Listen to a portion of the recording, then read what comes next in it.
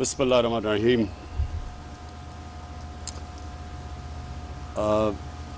Board of governors PIMS, doctor Nausherwan Burki, doctor Faisal Sultan, chairman doctor Abid Malik, خواتین و حضرات، میں آج اس لیے خوش ہوں کہ میں نے جب ایمرجنسی دیکھی، جب ہماری گورنمنٹ آئی پہلی دفعہ، تو میں ایمرجنسی کا ایک دن رات کو چکر لگایا پیمز کی. تو جس حالات میں لوگوں کو میں نے دیکھا، تب ہی فیصلہ کیا کہ ہمیں یہاں اتنے بڑے ہاسپٹل، جو ارد گرد سے سارے لوگ پیمز آتے ہیں، کہ جو سب سے تکلیف پہ لوگ آتے ہیں وہ ایمرجنسی میں آتے ہیں. اور اگر ادھر یہ نہیں بات کہ وہ ریفلیکٹ کرتا ہے ہاسپٹل کی کوالٹی، وہ انسانیت کا تقاضا ہے کہ جب ایک مریض سب سے زیادہ تکلیف میں ہو، اس کے لیے سب سے بہتر علاج ہو. تو یہاں الٹا ہے کہ پیمز کے اندر تو کئی بڑی اچھی ڈپارٹمنٹس ہیں، خاص طور پہ ڈینٹسٹری کی میں تعریف کروں گا، لیکن ایمرجنسی کے حالات بہت برے تھے. جب میں نے دیکھا تو آج ہم نے پوری وہ ایک پروسیس سے گزرے ہیں. باہر سے آرکیٹیکٹ جو اسپیشلائزڈ ہاسپٹلز بنانے کے آرکیٹیکٹ ہیں، گرام ریپ، جنہوں نے شوکت خانم کا بھی ڈیزائن کیا اور شوکت خانم دونوں ہاسپٹلز کا ڈیزائن کیا. اور آج اگر شوکت خانم کو دونوں ہاسپٹلز کو جوائنٹ کمیشن انٹرنیشنل کی سرٹیفیکیشن ملی ہے، تو اس کی ایک یہ بھی وجہ ہے کہ وہ ایک بلڈنگ بنی ہوئی ہے، ایک اسپیشلائزڈ ہاسپٹل کے ڈیزائنر نے، آرکیٹیکٹ نے بلڈنگ بنائی ہے. تو ہم یہ بھی چاہتے تھے کہ یہاں بھی یہ جو ایمرجنسی بنے وہ ایک اسپیشلائزڈ ہو، یعنی وہ خاص طور پہ کیٹر کرے جو کہ ایمرجنسی کے مریض آتے ہیں. تو اس کے لیے پھر گرام ریپ جو کہ امریکن آرکیٹیکٹ ہیں، جو اسپیشلسٹ ہیں، اور میں خاص طور پہ اپنے اوورسیز پاکستانیز کا شکریہ ادا کرنا چاہتا ہوں، کیونکہ انہوں نے اسپانسر کیا. جتنا بھی خرچہ تھا یہ ایمرجنسی کے ڈیزائن پہ، ہمارے اوورسیز پاکستانیز نے وہ خرچہ دیا. یہ چیز ثابت بھی کرتی ہے کہ یہاں کتنی ہماری قوم کتنے کھلے دل کی ہے، جنرس لوگ ہیں. ان کو میرے خیال میں کوئی دنیا میں اتنی قوم اللہ کے نام پہ پیسہ نہیں دیتی جتنی پاکستانی قوم دیتی ہے.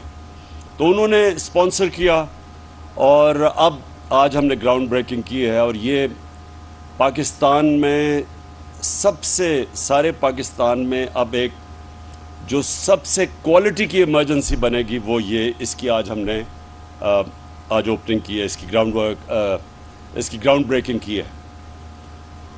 اور میں اس لیے بھی یہ جو آپ نے جناح ہاسپٹل کی بھی آج ہم نے سٹون لینگ کی. جناح ہاسپٹل جو 300 بیڈ کا ہاسپٹل ہے، اور یہ ڈاکٹر فیصل نے صحیح کہا کہ 1985 کے بعد یہ پہلی دفعہ اسلام آباد میں ایک نیا ہاسپٹل بن رہا ہے. یہ ہم سب کو سمجھنا چاہیے کہ اسلام آباد پاکستان میں سب سے تیزی سے بڑھتا ہوا شہر ہے. آپ سب کو حیرت ہوگی کہ 2010 اور اب 10 سالوں کے اندر اسلام آباد کی آبادی دگنی ہو گئی ہے. سو اتنی تیزی سے یہ شہر بڑھ رہا ہے. تو 85 کے بعد اگر ہاسپٹل نہیں بنا تو اس لیے اتنا زیادہ ہاسپٹلس کے اوپر رش پڑتا ہے، ڈاکٹرز پہ پریشر پڑتا ہے، اس کی سٹینڈرڈز اور کوالٹی مینٹین کرنا مشکل ہو جاتا ہے. تو اس لیے یہ ایک بالکل اسٹیٹ آف دی آرٹ، اور یہ بھی ایک اسپیشلائزڈ ہاسپٹل بن رہا ہے جس کی آرکیٹیکچرل ڈرائنگز امریکہ سے بن کے آ رہی ہے. اور انشاءاللہ ہمیں امید ہے کہ ہمارے بھی آرکیٹیکٹس اس کو فالو کر کے یہاں بھی ان کی ٹریننگ ہوگی، وہ بھی اسپیشلائزڈ ہاسپٹل کی ڈرائنگز بنا سکتے ہیں. تو یہ میں نے 2 آج ان کی اوپننگ کی ہے. اور میں نے یہ تیسری جو بات کہنی تھی وہ ہیلتھ کارڈ کی ہے. میرا یہ ایمان ہے کہ ان 3.5 سال میں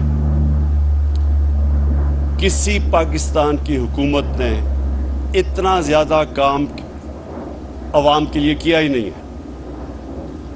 ہیلتھ کارڈ جو ہے، health insurance, universal health insurance, سوائے سندھ کے، کیونکہ پروونشل گورنمنٹس پیسہ دیتی ہیں ہیلتھ کارڈ کی انشورنس کمپنی کو پریمیم دینے کا.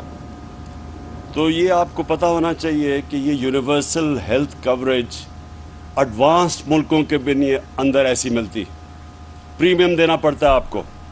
یہاں ہم اپنی آبادی کے لیے مفت ہیلتھ انشورنس دے رہے ہیں. اور یہ کتنا بڑا خواب تھا. تو شروع میں ساروں نے کہا کہ یہ ہو ہی نہیں سکتا. پہلے ہم نے خیبر پختونخوا سے شروع کیا چھوٹے پیمانے پہ. پھر ہم نے آخر میں فیصلہ کیا کہ ہم جتنے بھی ہمارے صوبے ہیں ہمارے نیچے سب کو، ہر خاندان کو ہم ہیلتھ کارڈ دیں گے.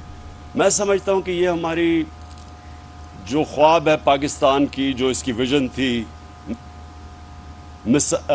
فلاحی ریاست، اسلامی فلاحی ریاست، یہ سب سے بڑا ہم نے قدم اٹھایا ہے اس راستے کے اوپر چڑھنے کا کہ ایک انسانیت کا نظام ہو. ایک غریب خاندان جس کے گھر میں بیماری ہو اور پیسہ نہ ہو بچوں کا علاج کروانے کے لیے، ماں باپ کا علاج کروانے کے لیے. کتنے ہمارے ملک میں ایسے خاندان ہیں جن کو یہ فیصلہ کرنا پڑتا ہے کہ ہمارے پاس اگر پیسے نہیں تو ہم کیا کریں گے. قرضے لے لیتے ہیں لوگ. غربت کی لکیر سے خاندان نیچے چلے جاتے ہیں. ایک اپنے خاندان کے کسی فرد کا علاج کراتے کراتے وہ غربت کی لکیر کے نیچے چلے جاتے ہیں قرضے لے لے کے. تو یہ تب سے میں نے جب سے پولیٹکس میں آیا تھا میرا یہی خواب تھا کہ ایک دن ہمارے شہریوں کو ایک ایسا کارڈ ملے کہ وہ اس ہسپتال میں جا کے علاج کروا سکیں جو وہ خواب بھی نہیں دیکھ سکتے تھے کہ پرائیویٹ ہاسپٹلز میں اپنا علاج کروا سکیں. اور مجھے اتنی خوشی ہوئی، مہینہ پہلے ڈاکٹرز ہاسپٹل کے ان کے جو اونر ہیں انہوں نے مجھے کال کیا اور مجھے مبارک دی کہ پہلی دفعہ ڈاکٹرز ہاسپٹل میں ایک مزدور کا ہارٹ کا آپریشن ہوا جو وہ تصور بھی نہیں کر سکتا کہ اتنا ایک پرائیویٹ ہاسپٹل میں مہنگا ہوگا. تو یہ ہماری یہ ایک قدم ہے. اس سے ایک پورا ہیلتھ سسٹم بنے گا پاکستان میں. پرائیویٹ سیکٹر آئے گا، پبلک پرائیویٹ پارٹنرشپس ہوں گی اب ہاسپٹلز میں، ہیلتھ سسٹم میں، کیونکہ اتنا زیادہ ہم نے پیسہ دیا ہے ہیلتھ انشورنس میں.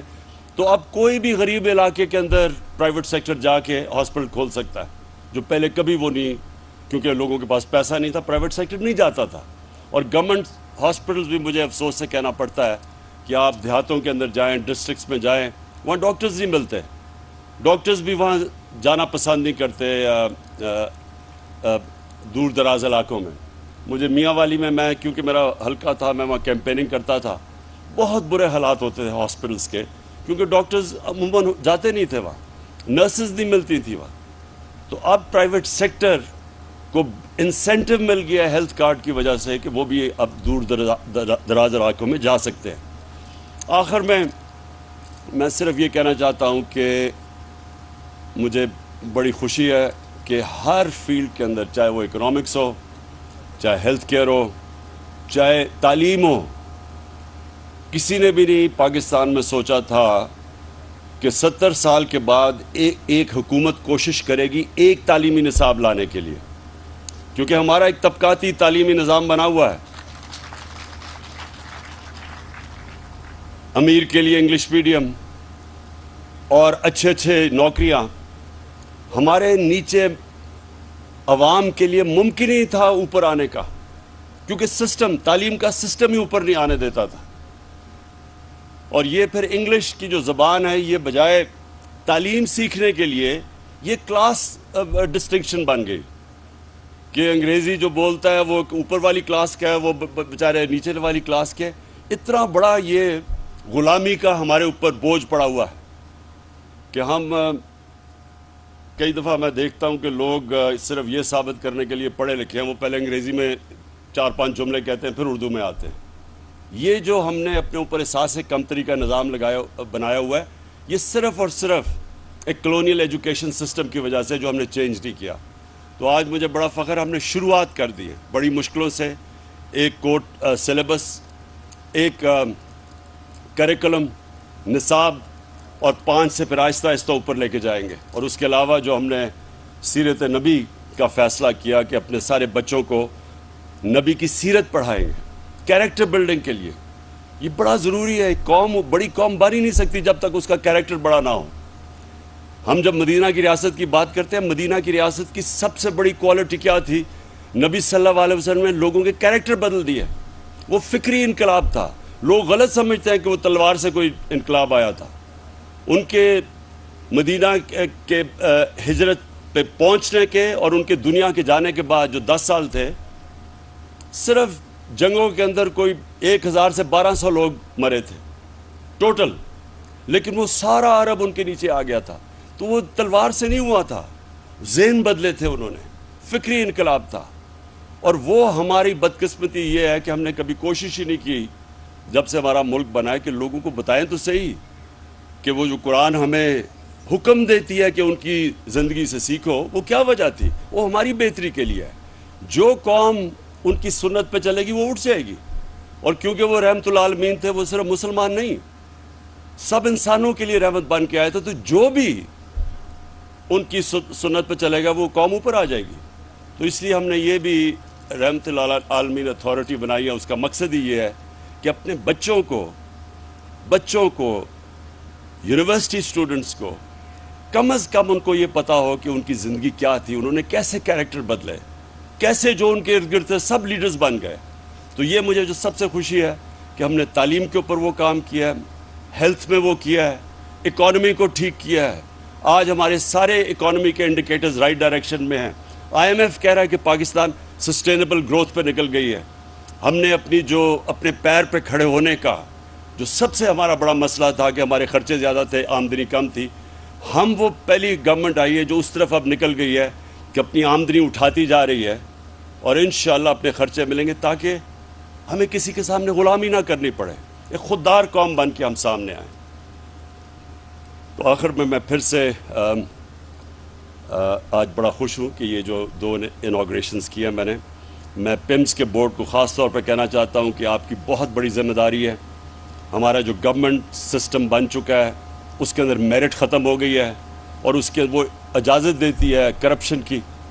تو آپ کے اوپر ذمہ داری یہ ہے کہ آپ نے وہ سسٹمز لے کے آنے ہیں جو کہ پرائیویٹ سیکٹر کے اندر ہے. جو گورنمنٹ سیکٹر ہے وہ کوئی وجہ نہیں کہ وہ اگر پرائیویٹ سیکٹر کے سسٹمز لے کے آئے اور انسولیٹ کر لے. بورڈ کا بنانے کا مقصد ہی یہ ہے کہ وہ بورڈ وہ اس طرح ہاسپٹل چلائیں جس طرح پرائیویٹ سیکٹر چلتا ہے. یعنی آپ میرٹ کے اوپر لوگوں کو لے کے آئیں، میرٹ کے اوپر انڈکشنز کریں. یہ جو بنا ہوا ہے جو سینئر ہے وہ اوپر آ جائے. اگر سینئر آپ کا بہترین چیف ایگزیکٹو نہیں بن سکتا تو جو بہترین ہے اس کو بننا چاہیے. اور جتنا آپ میرٹ کے اوپر لوگوں کو لے کے آئیں گے اتنا ہاسپٹل کی سٹینڈرڈ اوپر چلی جائے گی.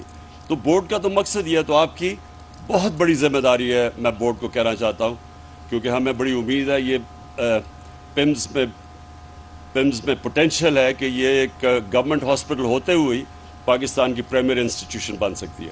شکریہ.